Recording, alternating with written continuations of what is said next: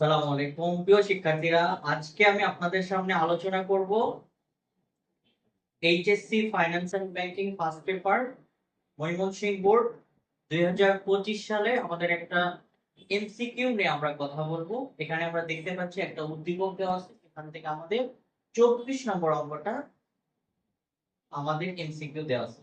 তো প্রথমে আমরা উদ্দীপকটা পড়ে নেব, তারপরে এটা সমাধান করব ইনশাআল্লাহ। তো এখানে আমরা দেখতে পাচ্ছি মিস্টার রৌফ 4 বছরের জন্য একটি প্রকল্পে 50,000 টাকা বিনিয়োগ করেন।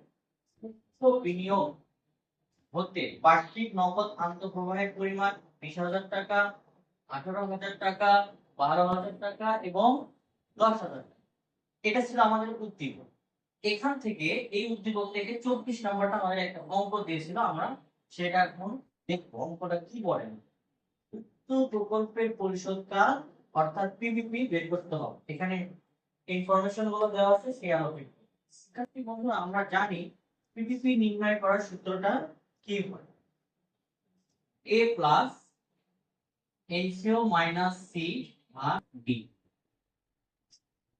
তো এই যে এর মান এনসিওটা আমাদের এখানে দেওয়া আছে প্রকল্পের প্রাথমিক বিনিয়োগকে, অর্থাৎ প্রকল্পের বিনিয়োগকে আমরা এনসিও বলে থাকি।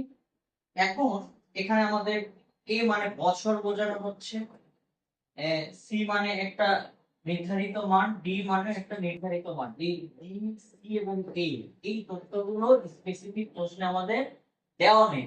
আর এই এ সি ডি এগুলো বের করার জন্য, এগুলো ধরার জন্য আমাদের কি করতে হবে, একটা টেবিল করতে হবে। টেবিলের মাধ্যমে এই মানগুলো আমাদের খুঁজে বের করে নিচ্ছি। তো আমরা সরাসরি টেবিলে প্রবেশ করছি।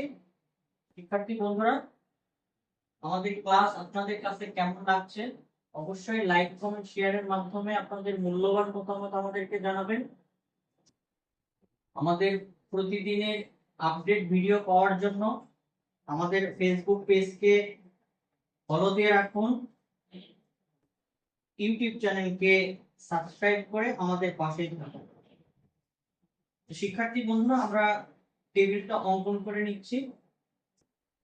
এখানে আমরা 4টা বছর যেহেতু দেওয়া আছে, আমাদের এরকম 4টা কলাম করে নিলেই হয়ে যাবে। তাহলে প্রথমে আমরা এই টেবিলটার নাম দেব, প্রথম ধরে নাম বছর, অর্থাৎ যেহেতু 4টা বছরের অঙ্ক আমরা এইভাবে প্রথম কলামের নাম বছর দিই, 4 বছর। এরপরে লিখবো নগদ আন্তঃপ্রবাহ, যেটা আমাদের প্রশ্নে দেওয়া আছে। আর এখানে লিখবো ক্রমযোজিত মান,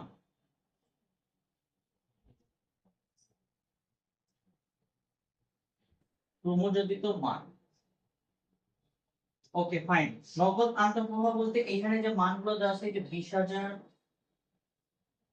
18,000, 12,000, সর্বশেষ 10,000। এখন আমাদের ক্রমযোজিত মান বলতে নগদ আন্তঃপ্রবাহ প্রথম যে মানটা দেওয়া থাকবে, ক্রমযোজিত মানটা প্রথমে তাই থাকবে 20,000। 20,000 সাথে এখন এই যে 18,000 আমরা যোগ করব, যোগ করে এখানে মানটা লিখব। তাহলে 20,000 এর সাথে 18,000 যোগ করলে কত হয়, 38,000। 38,000 এর সাথে আবার 12,000 যোগ করব, 50,000। 50,000 এর সাথে 10,000 যোগ করব, 60,000। এইভাবে আমরা ক্রমযোজিত মানটা বের করে নিব।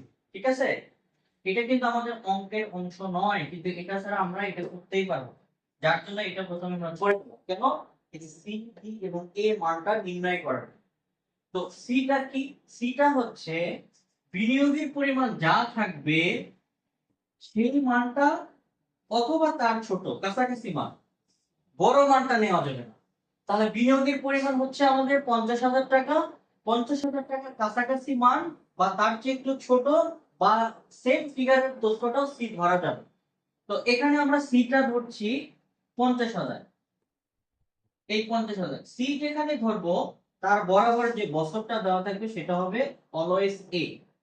এখন সি যেখানে ধরা হয়েছে তার আগের ঘরের পরের মানটা হবে ডি এর মান। শিক্ষার্থী বন্ধুরা, খুব ভালোভাবে বোঝার চেষ্টা করবেন, ঠিক আছে।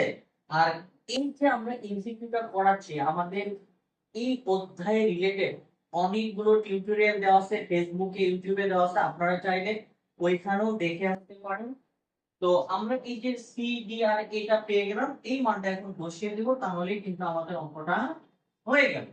তাহলে এনসিও হচ্ছে আমাদের 50,000 টাকা, ডি সি এর মান আমরা পেলাম 50,000 টাকা, আর ডি এর মান হচ্ছে 10,000। তাহলে 50,000 থেকে 50,000 বাদ দিলে কত হয়? শূন্য হয়। শূন্য দিয়ে আপনি যাকে ভাগ করেন এখানে কোনো মানই কিন্তু শো করবে না। সুতরাং এখানে যে দেওয়া আছে এই যে 0.3 বা কেউ কেউ এভাবে লেখে 3 বছর, আমি 0.3 কেন লিখলাম? গণিতের ভাষায় 1 থেকে 9 পর্যন্ত ডিজিট লেখার ক্ষেত্রে অবশ্যই সামনে একটা শূন্য দেওয়া ভালো, না দিলেও সমস্যা নেই, কিন্তু দিলে ভালো। তো আমরা দেখতে পাচ্ছি এখানে 3 বছর মান এসেছে রেজাল্ট। তো এখানে কিন্তু আমাদের 3 বছর মানটা দেওয়া আছে, সুতরাং আমাদের উত্তরটা হবে গ নম্বর। আমাদের সাথে যদি আপনারা ফিজিক্যালি এবং অনলাইনে ক্লাস করতে চান, তাহলে আমাদের ফিজিক্যাল এবং অনলাইন দুই জায়গায় ক্লাসের সুব্যবস্থা রয়েছে। পরবর্তী ক্লাসে ভিডিও দেখা আমন্ত্রণ জানিয়ে আজকের ক্লাসটা এখানেই শেষ করছি। দেখা হবে অন্য কোনো ক্লাসে। সবাই ভালো থাকবেন, সুস্থ থাকবেন। মেধা আপনার, বিকশিত করার দায়িত্ব আমাদের। আল্লাহ হাফেজ।